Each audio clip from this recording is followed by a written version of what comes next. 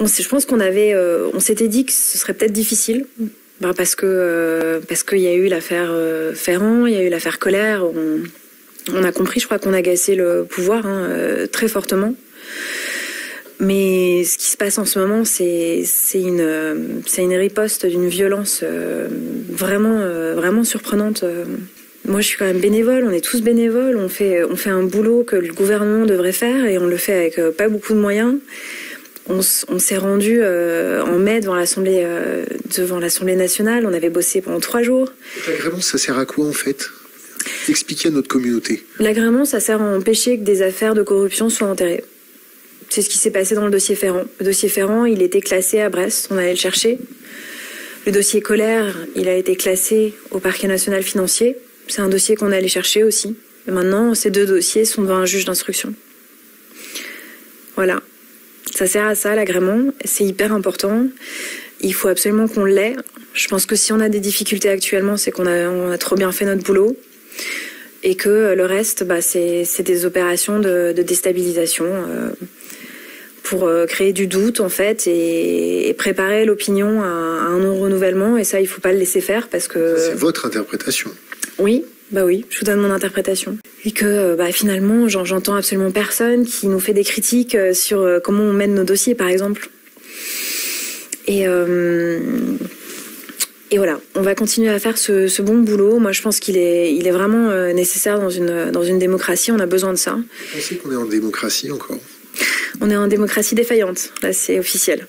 C'est ce que The Economist a dit sur la France. Et je pense qu'on perd des contre-pouvoirs. Les contre-pouvoirs sont énormément attaqués en France.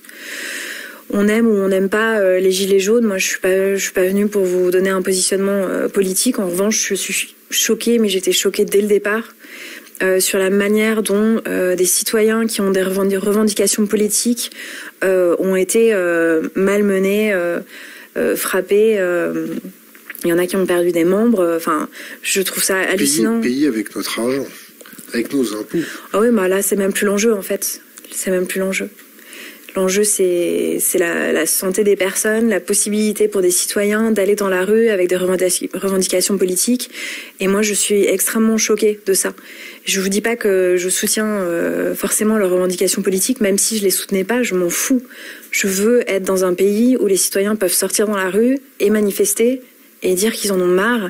Et s'il y a des débordements, ils doivent être gérés avec le moins d'usage de la force possible. Et je pense qu'il y a aussi un gros problème avec les médias, de liberté de la presse, de pluralité de la presse, et que ça, c'est quand même très compliqué, et ça a un impact, parce que ça forge l'opinion des citoyens, et quand on se retrouve avec tous les plateaux télé qui disent que c'est grave d'avoir condamné Sarkozy à 1 an de prison ferme pour trafic d'influence et corruption, je suis étonnée que finalement il y ait qu'une version